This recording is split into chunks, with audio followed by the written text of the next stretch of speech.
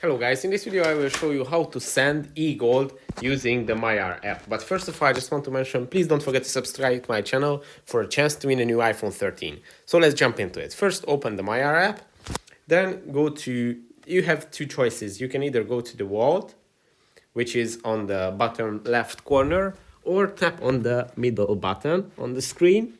And here you can see the send icon. Or at the wallet section, so I show you that as well. The wallet section, it's here in the middle menu, send, deposit, buy, and earn. Just tap on send. And when you tap on send, the e-gold is already selected, as you can see, but there are a few other options as well. Max, View CD, Binance, Ethereum, and Bitcoin. So if you want to send e-gold, just choose the e-gold menu, and then you have to type in the amount of e-gold that you would like to send. For example, 500 e-gold would be $126,000 worth of e-gold.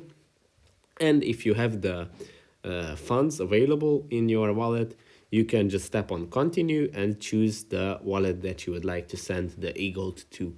And that's pretty much it for this video. Thank you for watching. Don't forget to subscribe for the iPhone, and see you in the next one. Bye.